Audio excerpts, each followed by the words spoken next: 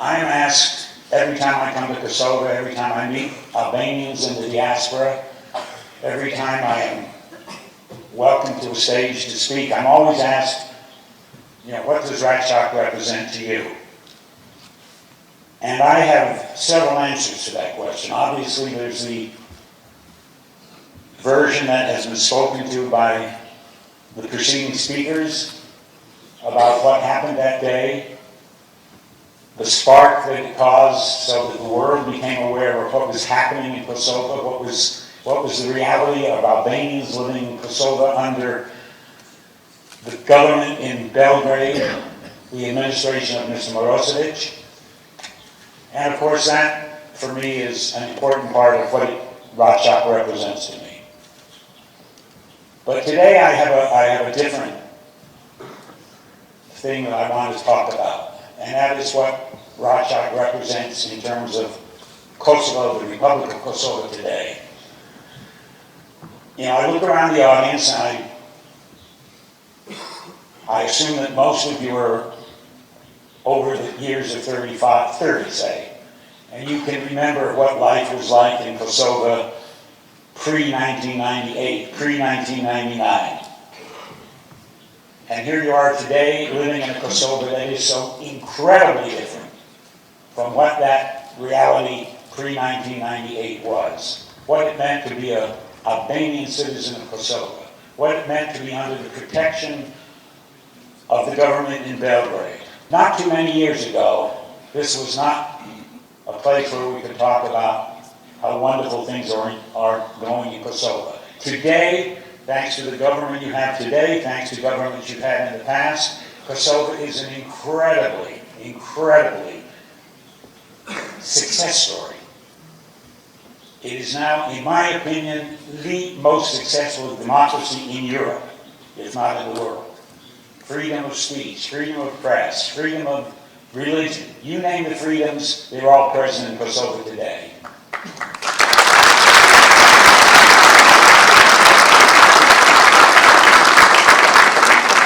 And I have nothing but criticism for those who do not recognize that.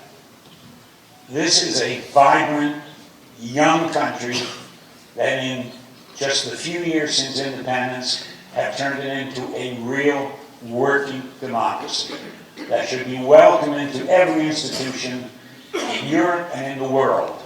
And unfortunately, we haven't quite reached that point yet. It's coming though.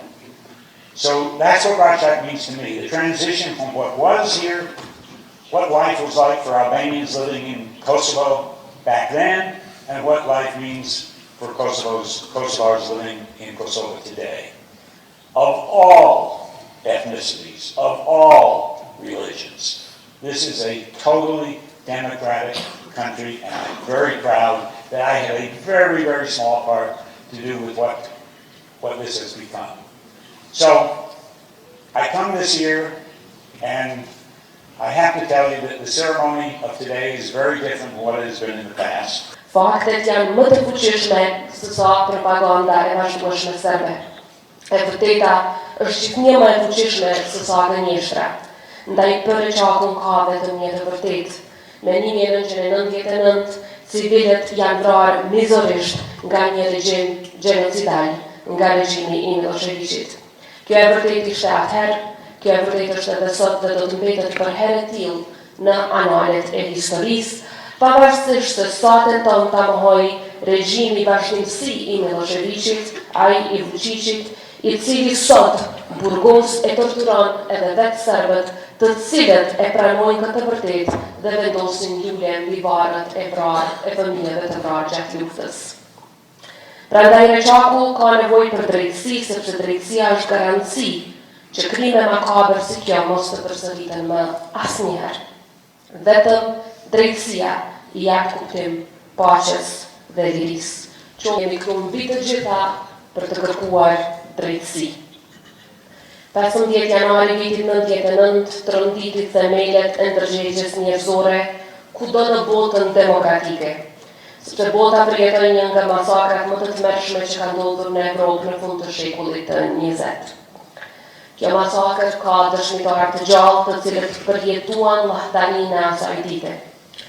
Përveç banorëve të mbjetuar, dëshmit e të cilëve janë thelbësore, jo vetëm për kujtesën tonë historike, por edhe për zbardhjen e autorëve të krimit, kjo masakër pati edhe një krye dëshmitar, i cili ndodhet me ne edhe në këtë përvjetor, ambasadorin William Walker. Ngjarjen më të trashëgueshme në jetën e tij, ambasadori Walker, pa më dyshje dhe bazuar në atë që pa në kodrën e bebushit, e cilësoi si masakër dhe krim kundër njerëzimit. Atë vit, në një datë sikur e sotmja, pra në 15 janar, këtu në fshatin Reçak të Shlimës, forcat policore të Serbisë i vranë 45 civil shqiptar, mes të cilëve më i riu ishte Albin Kurti, 14 vjeçar, kurse më i moshuari Abdylsi Diu, 99 vjeçar.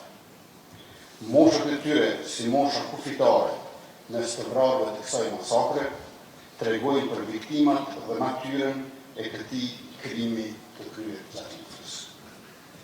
25 vite më parë, Serbia aktivizoi tërë aparatin e saj shtetëror, nga ushtria te mjekësia ligjore dhe nga media te propaganda shtetërore, për ta mjegulluar dhe mohuar masakrën e Reçakut, për ta fshehur krimin dhe për t'i mbrojtur kryerësit dhe urdhëruesit.